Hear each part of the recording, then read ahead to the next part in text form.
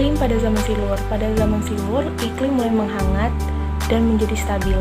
Hal ini menyebabkan glacier yang sudah terbentuk sejak zaman Ordovisium perlahan mulai mencair dan terjadi kenaikan permukaan laut. Di sisi lain, terdapat catatan fosil yang menunjukkan pada zaman ini sering terjadi badai. Pada akhir zaman silur ini, iklim menjadi lebih lembab dan hangat dengan adanya beberapa endapan. Geologi zaman silur. Pada zaman ini terdapat beberapa superkontinen, yaitu Gondwana yang berada di kutub selatan, Laurentia, Baltik, dan Siberia yang berada di arah utara. Kenaikan permukaan laut menyebabkan terbentuknya laut epikontinental.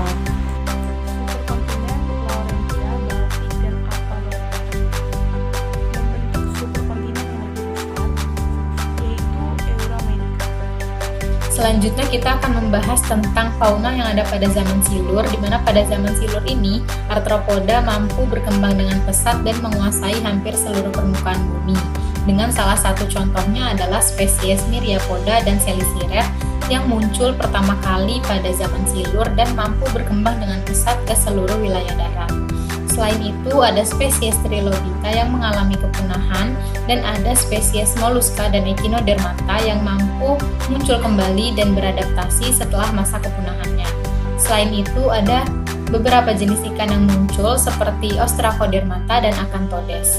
Kemudian ada fauna yang masih hidup sampai sekarang, yaitu terumbu karang, dan ia juga mampu beradaptasi menjadi spons dan crinoid. Flora pada zaman silur. Pada zaman ini, alga hijau membantu menyeimbangkan lingkungan, kemudian berkembangnya tanaman berpembuluh, xilem dan phloem. Pada zaman ini, wilayah darat masih gersang dan didominasi oleh gurun dan beberapa humus. Sejarah lumut mulai terjadi, di mana tanaman darat harus tetap hidup di dekat air. 3 periode Silurian berlangsung sejak 443 juta tahun yang lalu sampai 419 juta tahun yang lalu. Periode silur menjadi saksi penyembuhan bumi yang sedang pulih dari bumi bola salju. Dalam periode ini juga terjadi evolusi massal ikan. Ikan tidak berahan bertambah banyak, ikan berahan berkembang, dan ikan air tawar berevolusi untuk pertama kalinya. Meskipun antropoda seperti kalajengking laut masih menjadi pemangsa puncak, kehidupan di darat sepenuhnya sudah berevolusi, yang termasuk Arachnida, jamur, dan limpa juga berevolusi. Juga evolusi tumbuhan vaskular memungkinkan tanaman untuk mendapat pijakan di darat. Tanaman ini adalah awal pelopor dari sebuah kehidupan tanaman di darat.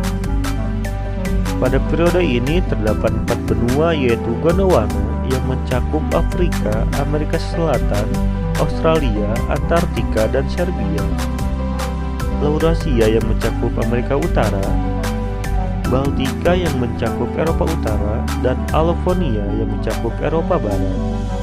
Naiknya permukaan air laut memberikan kesempatan bagi spesies baru untuk berkembang di dalam air. Sekian video mengenai zaman silur. Thank you for watching this video. Semoga bermanfaat.